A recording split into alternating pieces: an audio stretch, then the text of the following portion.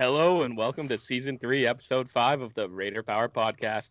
I'm Ryan, and with me as always is my man Moss and our boy Evan. How are we doing today, fellas? Oh man, I'm doing okay. I'm doing all right. How are you doing, Evan?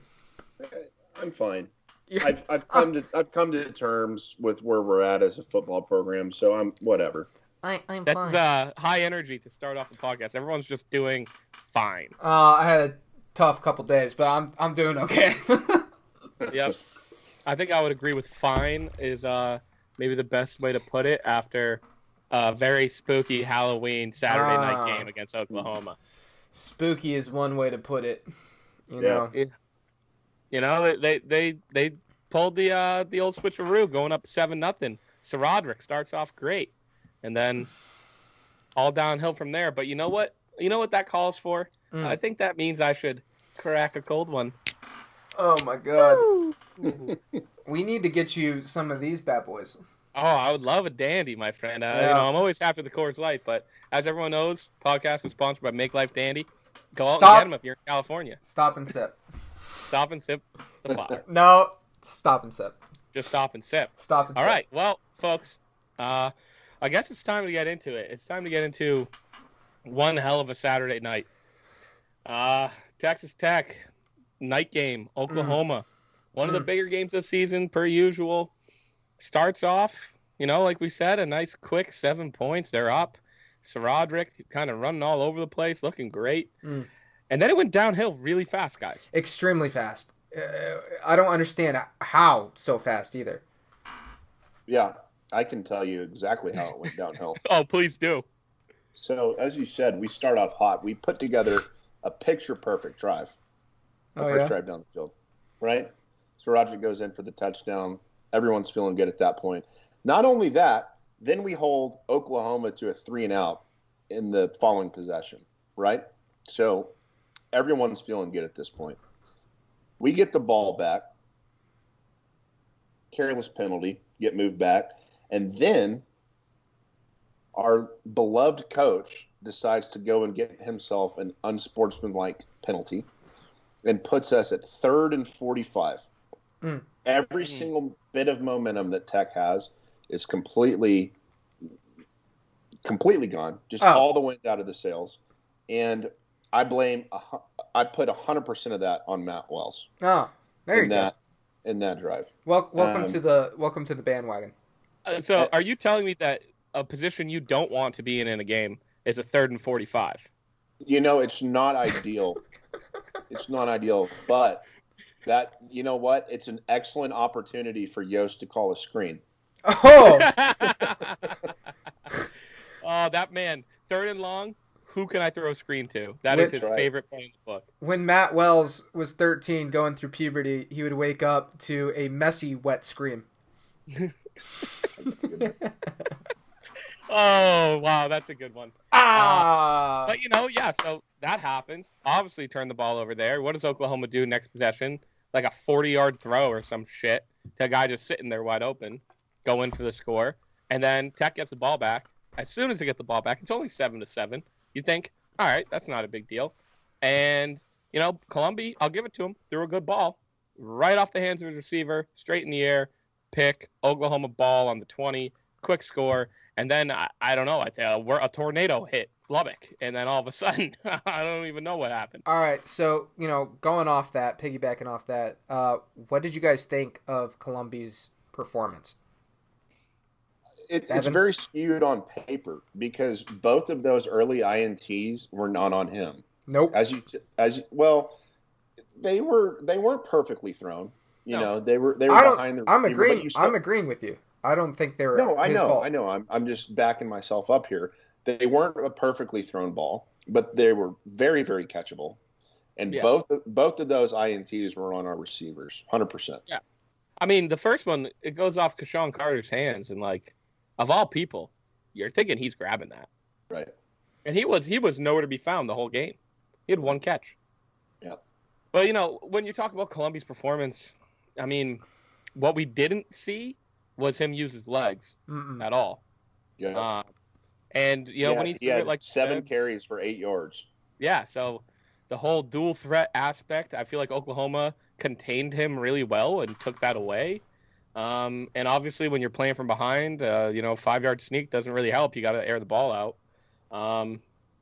Tech just didn't have that many offensive plays in reality. I mean, he only threw the ball 28 times, and on a game where you're down over 40 points at times, you expect a lot of throws. He wasn't terribly accurate. He wasn't terribly inaccurate. I mean, I don't think he was bad, but the only good part of the offense I think I can point at all night was Sir Roderick on the first drive. I mean, the other thing that you saw is the first 4, at least 3 completions were all to Ezukama, and it looked like he was poised for a massive game. Oklahoma had no answer for him, and either we stopped trying to get it to him or they figured it out in coverage, maybe a combination of both. But man, that first drive, it looked like Mr. Eazy-E was in for a big night, and it turned out to not be the case. And here's another question when it comes to receivers. The big tight end, Kuntz, the guy. Yeah. Last year we were all so excited for him to come into Lubbock, a huge junior college transfer.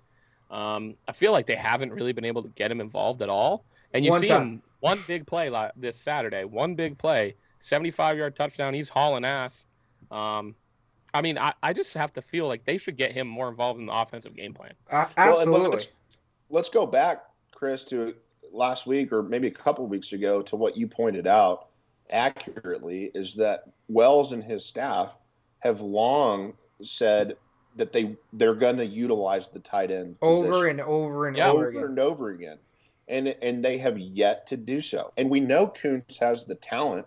Yeah, absolutely. They're not getting him involved enough. And again, that comes down to coaching. And I hate that I'm having to jump on the wagon that Wells isn't doing a good job, but he is calling terrible games, game after game.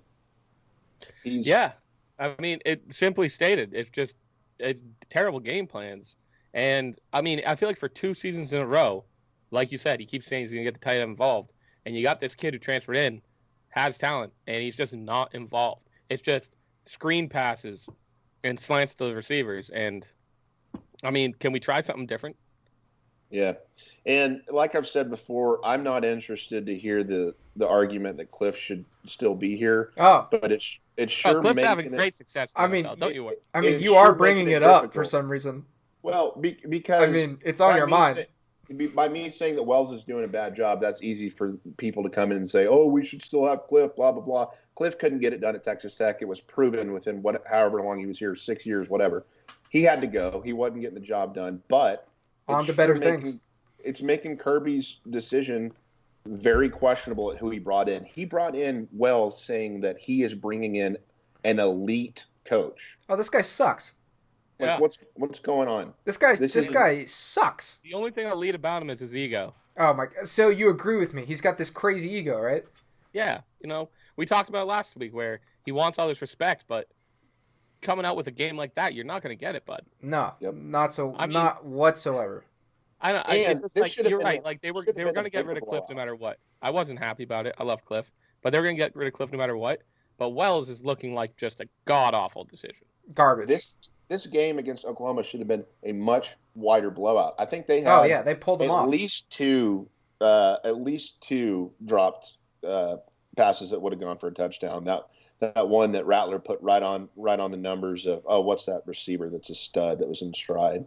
I forget, but there were multiple plays that should have put them up by even more. This wasn't even as close as the scoreboard is showing. It should have been as the 34-point game looked like. So they were up 48-14 at half, and I think they called off the dogs. Yeah. So the other thing that you got to remember 54-14 at half is that we only lost by 34. Last year we lost by 35. So here in another 33 years, we should be getting to the point to where we can hang with Oklahoma. Damn. Hey, everybody, hold on to your hats. But I mean, are there any bright spots that you can take from this game? Because I have one. And it's a bright spot I bring up every week. Our punter, Austin McNamara, averaging 44 yards a punt. Once again, kid's got a boot. But I'll tell you what, when it's 4th and 45, a 44-yard punt isn't the most useful thing, but it's Back better to the line than of nothing. scrimmage. Yep. Like, good Lord. But other than that, I don't have a lot. I don't have nothing to say. I have a couple bright spots. Go for Okay, it. please.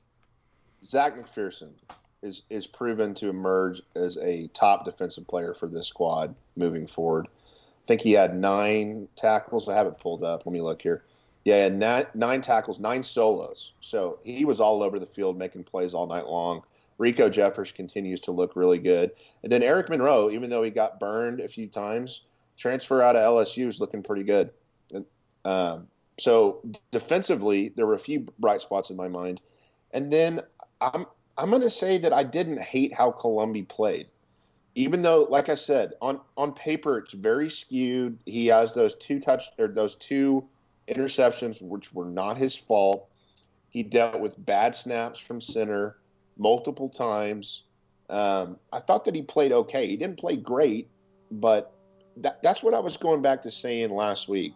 I was hoping that if Columbia couldn't get it done and the offensive scheme wasn't working with throwing in the extra aspect of his legs, that they would make a change. And they put Bowman in garbage time minutes. But when you're down by 3+ touchdowns or whatever it was going into halftime, why don't you try to switch something up? That's what I don't understand. 100%. I mean, you're down over 40 points at halftime, right? Or about 40 points at halftime. You're not going to do something different? Or whatever, it's 34. You're not going to do something different? I mean, Bowman putting him in the fourth quarter late to really do nothing besides complete a couple passes, like, that doesn't mean anything. Like, you just stuck with the same game plan, and you're lucky they called off the dogs at halftime. Exactly. 100%. Like, I mean... This is the worst game I've seen Tech play in a long time.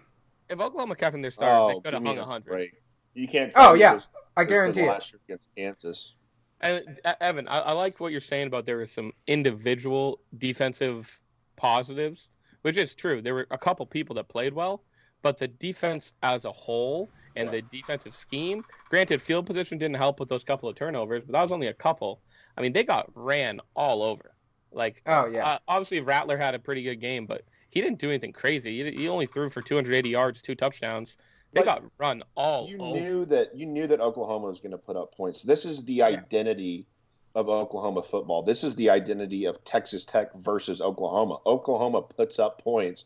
For Tech to have a chance, they got to do just the same. Look at Patrick Mahomes last year against Baker Mayfield. Got to do 700+ yards, and you still lose. But I mean, 50 points in the first half. Yeah, no, I know. I'm with you. Our defense was not good, but I'm saying, like, our offense, you had the thought that you pretty much had to score every time when you had the ball, whether it was a field goal or touchdown. You got to put points on the board, and you had to limit turnovers. I mean, in my mind, going into this game, our only shot at winning was scoring, obviously the majority of possessions, but no turnovers. You had to play a clean game to have a chance, and obviously we didn't. We had 3 turnovers. Another thing, like you said, the epitome of Oklahoma versus Texas Tech football has always been the only way Texas Tech can hang is scoring a shitload of points.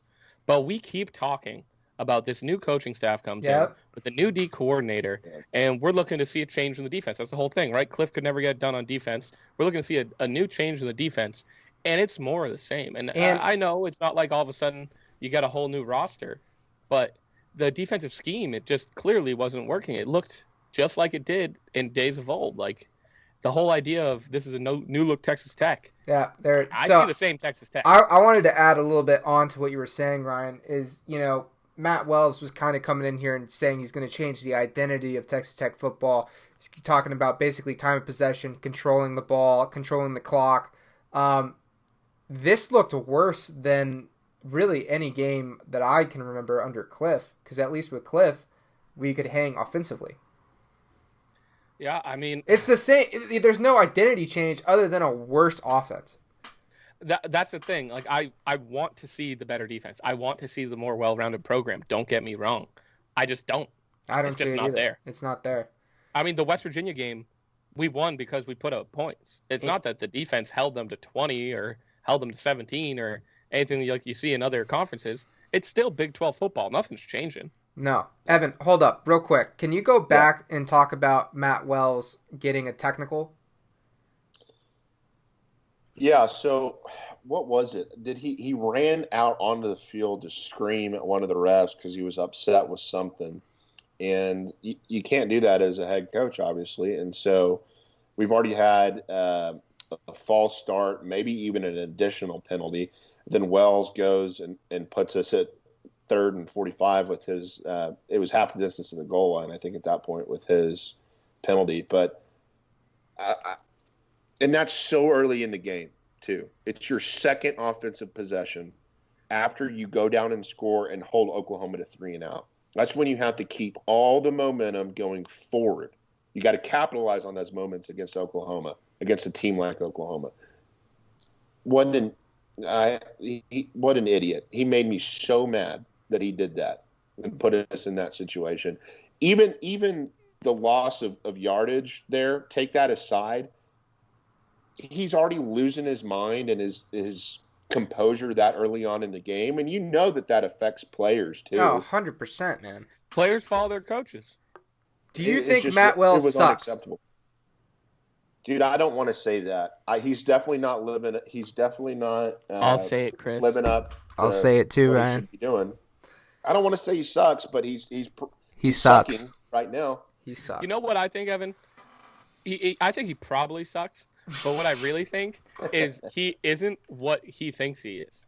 120%. He was, billed to us as this great coach with this great system, offensive, defensive coordinator come with him, whole new thing, and it's just not living up to the expectation. It's like, oversell, underdeliver to the T. And I will add on to that, he was sold to us as this humble, nice man of the community. I think this guy is a Class A douche. I mean, 100%. The one thing I'll say is I just hate whenever a coach blames a college kid for doing something wrong don't do it in the press conference. Talk to him in private in the locker room. And the fact that we've seen him do it multiple times, I'll never get over that. I'll just never get over that. Neither will I. These kids are fucking in between 18 and 22 years old. Like, yeah, they're gonna make mistakes. They're in college. Yeah. All right. I mean, I think the only thing to do from here is look ahead to next week. And maybe have a couple dandies. I definitely have a couple dandies, but, we got TCU. We're going to them. They're not having too great of a season either. They're 2-3. Tech, obviously, 2-4. But, what are we thinking for this game? How do we think it's going to go?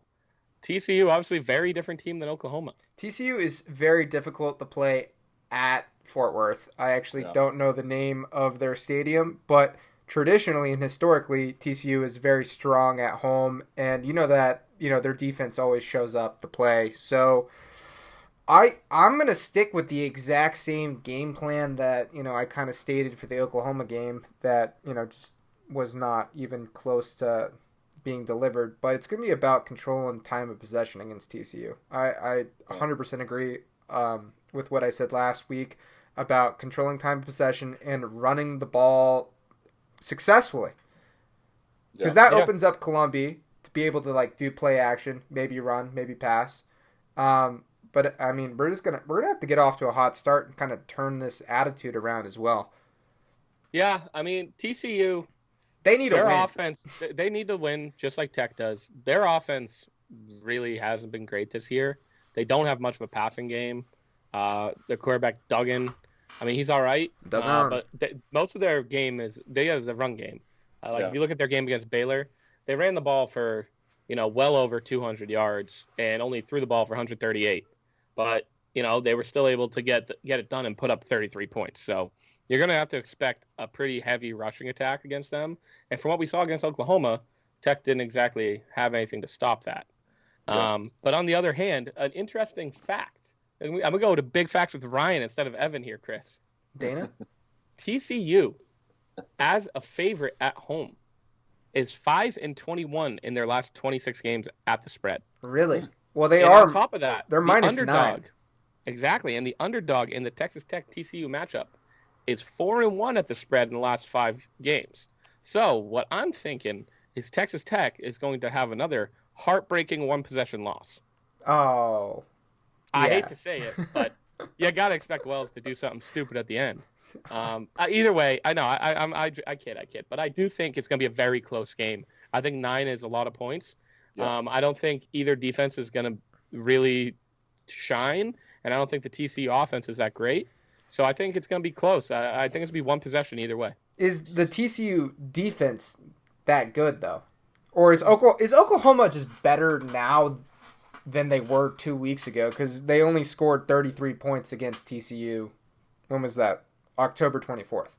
I think TCU's defense is better than Tech's defense, but I think Tech's offense is better than TCU's offense. So that's why I think it's going to be a close one. But who's much better? I think TCU's defense, I don't know if they're comparable. I don't think Texas Tech's offense has been figured out to the point where they're so much better than TCU's offense. Put it this way. I think West Virginia's defense is better than TCU's. Okay. And they were able to put up some points against them. I don't think TCU has some sort of stalwart at defense. I just think Tech got absolutely bamboozled by Oklahoma, and field position didn't help. Yeah. I don't think they're incredible, and I also do think that Oklahoma has gotten better as the season has gone, especially after that Texas game. I agree. I really think that they kind of turned on the gas and are starting to play like the Oklahoma we thought they were going to be. So I don't think you can really look to that TCU game and think too much of it, but I think it's going to be just like last year's TCU game, a 2-point game coming down to the wire. I really don't see either team blowing it out. Wasn't last year a pretty big defensive battle, though, if I remember correctly? It always 33-31 It always is pretty is defensive in the Big 12. Yeah. Right? I don't see Tech losing this game. I'd love to hear that. I don't see them losing this game, just for the fact is I think that if Tech loses this game, I think Matt Wells is, on the hot seat to get fired this year. As a +9 dog. Yeah, I don't see them losing this game. +9 is just straight disrespect, in my opinion. Yeah. Like, that hurts. Here's a question: do you think we see 2 quarterbacks? That's what I was about to ask. Who do you see start? I think Colombi gets the start. I don't think he did anything in the Oklahoma game that would say the job should be taken away from him. I totally agree with you. I think he gets a start, but I think if they start faltering a little bit, they're going to be quicker to jump to Bowman and let him get some throws in. That's what I thought would happen against Oklahoma. I think with Oklahoma, it was like, they just started this kid. They're letting him do his thing. Maybe they were going to give him the pass, but I think that Wells cannot afford to have the offense stall immediately. And if they start stalling, you're going to see Bowman. You might even just see both of them in between throughout the game. Some teams run that. I would love. You know who loves run that? The MAC. Teams in the MAC run that a lot. I was watching the Ohio game last night. It was fun. You used to do that with, you remember Sticks? Remember Sticks, Chris, when we were growing up? In the Sticks? No, his name was Sticks, Sheffield. Oh, yeah. They ran a 2 QB set with him and who was it? Potts? Taylor Potts, yep. I can't remember if that was the combo, but I loved it. I'm not as fast to agree with your facts anymore after the Dana incident, but I'm going to go with yes on that one. You know what, Chris? What? I think, but in reality, I think we're at the point in the season where you just have to throw everything against the wall, and whatever you got to try to make it work. So a 2 QB set might be the answer to try to eke out a win. Yep. Anything, man. Anything. Yeah. Also, Roderick. Let's talk about Roderick for a second. Is he still not really healthy? Like, he only ran the ball 4 times. I doubt it. I don't think he is healthy. The few times he ran the ball, he looked great, obviously. Like, first touchdown, great run. Right before that, a great run. But he only ran the ball 4 times. You saw him hobbling off after that first score, too. Yeah, so, I mean, did they bring him back too early? Maybe, but I hope he can play. And another guy I hope plays, are we going to see TJ Vasher? No, I don't think so. I don't think we see TJ Vasher for He's still practicing. I don't know what's going on, but I just don't. I don't see him. I bet he smoked weed again. That's what he always does. That's what he gets in trouble for. God, have some faith, brother. I mean, but Vasher's the biggest offensive threat. We all know that. Absolutely. And they keep letting him practice. He's not technically suspended. No, they haven't said anything. I think it's what the fuck is going on? I think it's a Matt Wells Vasher argument or something. Matt Wells is upset that Vasher's taller than him. Dude, better looking, smarter, funnier. Just the list goes on. Just not an absolute doucher.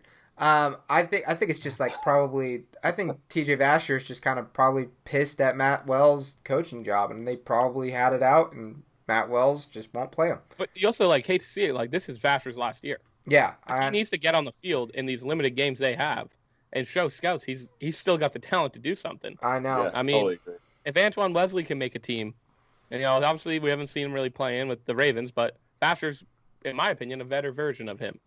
Yeah. I agree. I would love.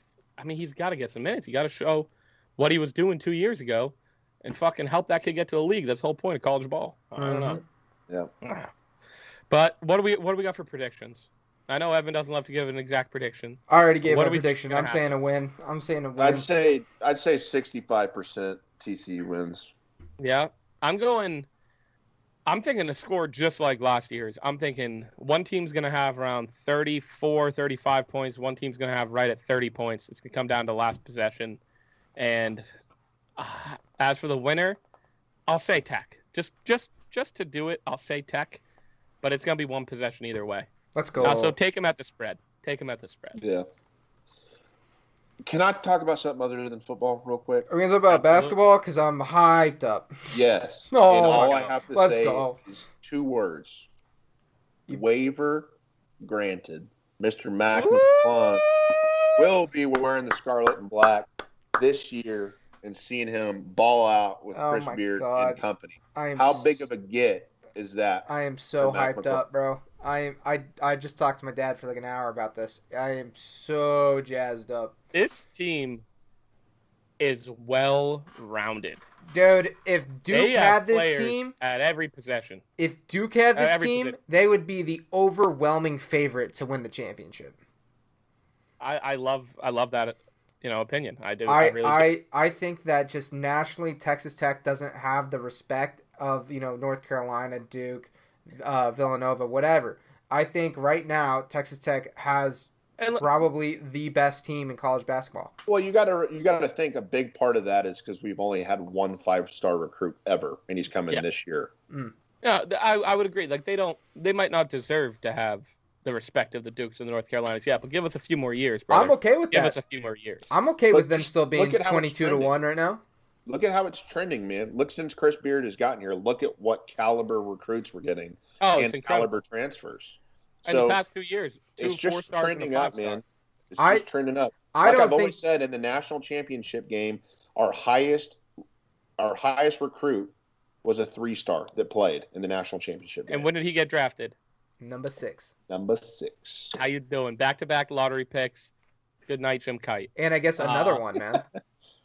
Yeah. Ramsey. He might. Ramsey, he's going to be first round. We'll see where he lands. What I was going to say, though, and I don't think this is an overstatement, I think that Chris Beard is the best coach in all of college basketball. I don't disagree with you, though. I think he's top 3. I don't know if I'm ready to say best yet. Nova, Jay, he's an unbelievable coach. Yeah.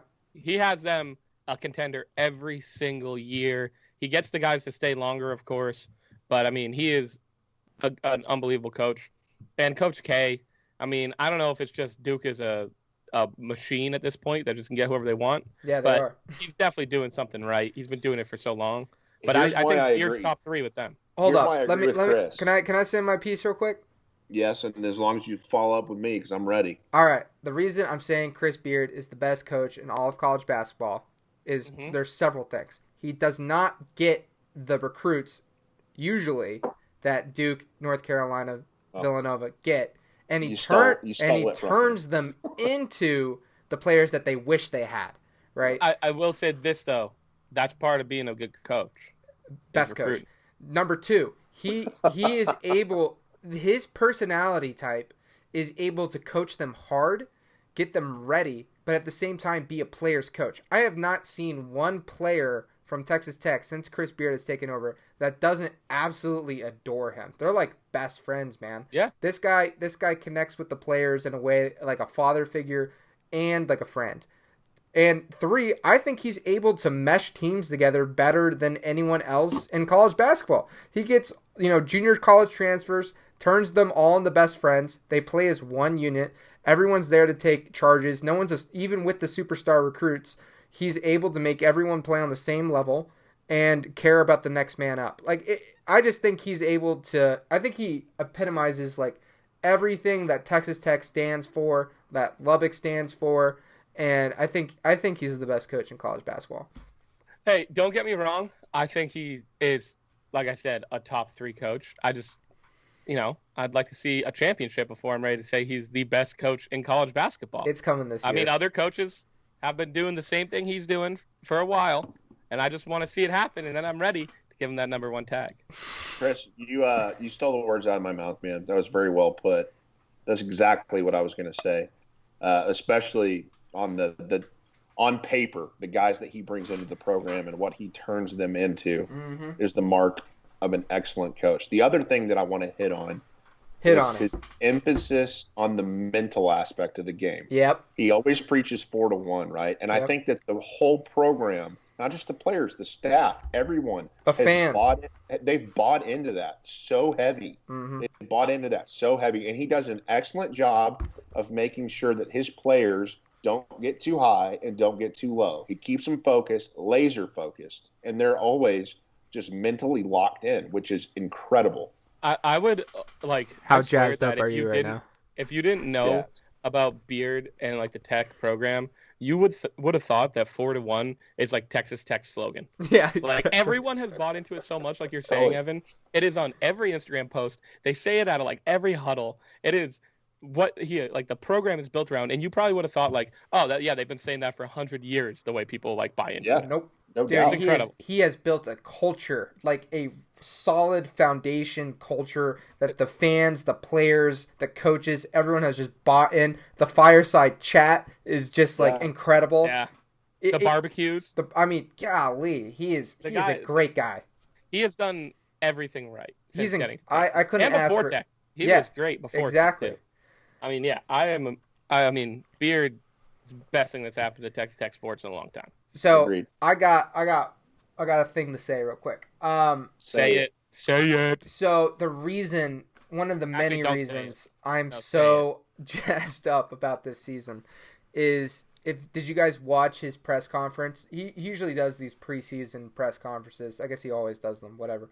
And Chris Beard is not somebody that his words carry a lot of weight, right? Yeah. He is blow smoke. He does not gas up anybody. He just pretty much says facts or just his opinions that become facts. When Jarrett Culver was going into his sophomore year, he said Jarrett Culver has the chance to become the best player in all of college basketball and the best player ever at Texas Tech. That became to fruition within a month of that season starting, right?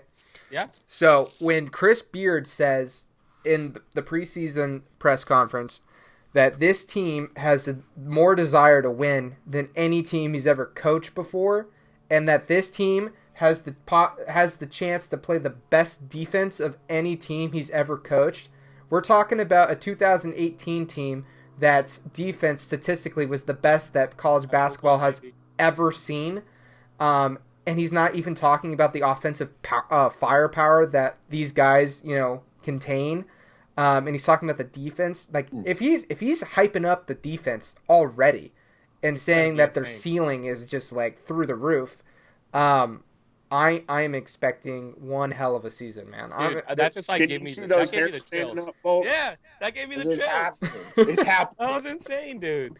I mean, you're 100% right. He doesn't say that and like bring out a team that's just average defensively. They're going to be number one in the country again, and it's going to be just lockdown defense. Dude, and a big part of that too. Let's not forget that we have arguably the best assistant coach in all of college basketball. Mark Adams is a vital piece to Texas Tech basketball. Yeah. I mean, the great thing is, you have those pieces, and I feel like over the past 3-4 years, more and more pieces just start to come together. And like we were saying, this team is just all over the place. You have players everywhere. You have the high recruits like Shannon and Amari Burnett, Micah Peavy. You have the transfers in McClung and in Tomboy, and Tomboy's playing this year. Thank Tyreek God. Smith. And then Tyreek Smith. I mean, it goes on and on. And then Marco Santos Silva, the transfer, beast as well. He's going to be unreal down low. And the heart and soul of the team is back for another year. That's what I'm Avery, saying. the junkyard dog, Benson, baby. Give him the C. Give him the captain. I love that man. If they're ever down, put him in. He's a shot of energy. Just give the ball to Benson. I love it. Did y'all see that Santos Silva was awarded Big 12 preseason newcomer of the year? They're predicting him to be the most impactful player that's new to the Big 12, which is like, and everyone's going crazy about McClung. Let's not sleep on that. Santos Silva. Oh my God! Him and Tomboy got down low. Like, they're not the tallest guys, but they're wildly athletic and they're great at rebounding and they can score the ball too. They're both double guys. And they're girthy. Around that, you just have the forwards, the wing players, and an unreal backcourt. Kyler Edwards coming back too. Fuck, I'm so excited. They got the girth and the grit, baby. Girth and grit, 4-1. How are you? Also, that's something that just gets me so jazzed up is their Instagrams that they've been doing with a one shot of a player, dunking, meet the player, introduce yourself. Every single person on every single dude that comes on goes, "I'm here to play lockdown defense." I mean, every single one of them. That marketing department is incredible too. The video editing is so good. It always ends flashing 4-1. I know. You know what I'm really stoked about? Firing Matt Wells. Get out of town, man. Can Chris Beard also coach the football team? That's what I was thinking. Tyreek Smith. Okay, that's what I'm saying. And he in his little interview, he was like, "I'm going to play lockdown defense. I'm going to throw down explosive dunks." And seeing him play, he reminds me exactly of Zach Smith. That dude is going to be a high flyer, and he's going to get everybody out of their seats, man. Our Shout good out friend Zach Smith, who's a fan of the podcast. Yeah, we met him at the national championship. I think, did Evan meet him or no? Yeah, I was there with you. Yeah, we were on top of Cactus Jack's. Oh yeah, that's true. Yeah. Good times. It was very easy to spot him. He's like 6'8". I am just so excited to the last teams, right? And I mean, I guess you could even talk about the 2018 team as well. But you basically had Jarrett Culver, I guess Matt Mooney, and Tariq Evans blossomed later in the season. Last year, Jamarius Ramsey blossoms. Kind of. I wish he stayed around a little bit longer. But Moretti also blossomed later in the season. And, it was just and Kyler Edwards as well. You're oh, these guys are pretty good players, blah, blah, blah. We are talking about, unbelievable talent. Every single player, man. Every single player. Unbelievable talent. And I think that Chris Beard is the best coach for these guys that just all come together. If he can make Brandon Francis come off the bench with that. Shout out Brandon Francis. Shout out Brandon Francis. We got to get him on the podcast. But I'd love that guy. Yes, that would be awesome. We got to get him on the podcast. But I'm talking about Brandon Francis, who traditionally, I guess in his past had some behavioral problems with the coaches, yada yada, maybe an ego issue, whatever. And then Chris Beard is able to talk to him, get to know him as a person. I think they're really close. I know they're really close because they call each other all the time. But he got Brandon Francis to take the role of coming off the bench and just embracing that role. And then he became this really good player because when we needed him, he came off the bench, brought the energy, knocked down shots. I'm thinking Chris Beard is going to be able to take all this talent, all this potential, bring them all down to the same level and just work together and just. I mean, I am so hyped up for this, man. It's going to be the rotations are going to be ridiculous. Absolutely. I miss Brandon Francis. Wow, just bringing him up. You're right though. He was it used to be Brandon Francis with the ball. I was fuck, he's shooting again. And then by the time it was his last year, his senior season, I was he comes off the bench. I'm fuck yeah, feed Brandon. And you just hit the clutch shots. Just Brandon. Drain him. Brandon. Yeah, this is going to be the squad that Keenan led. We're going to be able to go. I mean, you're going to see 5-man rotations getting swapped out. But better. We are deep. Yeah.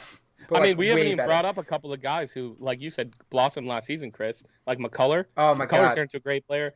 Nadolny. I mean, he's coming back. All the pieces besides Ramsey and Moretti are basically back. And then you just add on some insane talent, and you get some great transfers and waivers clearing. Let's go. Yep. That's so big. Big. I'm excited. I'm so excited. Man. And I'm really excited to see Vlad, 7-foot Russian. I gotta love a 7-footer. Just throw him in there. Cause some problems. 2 years in a row. Just copping a 7-footer from Russia. Just find some dude from Russia and toss him down low. See what happens. Love it. If you fuck with Vlad, you know who he's gonna call? He's gonna call up his buddies, Vlad and Vlad, and they're gonna cause some problems for you on some train in Moscow. Oh boy. When's the first game, yes. Evan? What? When's the first game? November 25th. Oh, I wish it was next week. Well, we have something to look forward to. As we said last week, for now, let's just hope. Let's hope we can put together a better performance on Saturday. Yeah, TCU is on the table. Shout out my boy, Dr. James Cash, TCU Hall of Famer. We normally have a bet every year, but unfortunately can't go into the office this year. So Fire Matt Wells. But I might have to send him an email, talk some shit before the game. I want David Yost to become the head coach of Texas Tech. Oh gosh. And Jim Carrey to be the assistant? Yes. So you're telling me there's a chance for the rest of the season? Dude, I think Yost would be a better head coach than Matt Wells. I at least like him as a person. All right, you're living in a delusional world right now. I'm gonna end it with one thing. When Matt Wells gets fired at the end of this year, you know who's coming in for coach next year? Graham Harrell. Oh God, yes. Dude, what? Cliff 2.0? Give me a break. Hell yeah, baby. Hey, Graham's coaching now. He was over at North Texas, doing a pretty damn good job with that offense, and now where is he? Shut up, Evan. Over at USC. Over at USC, took the job that Cliff almost took. Put some respect on Cliff's name, buddy. Bring Graham on in. I have respect for Cliff in the NFL. He was a terrible coach at Texas Tech. Yeah, whatever. Awful. Uh-huh. I totally disagree with you, but whatever. This argument will go on every episode until the end of the Raider Power podcast, so I think it might be time to wrap it up and get ready for this weekend. So I'm Ryan. I'm Chris. And I'm Evan. And this has been the Raider Power Podcast. Guns up, fellas. Guns up. Guns up, baby! Woo.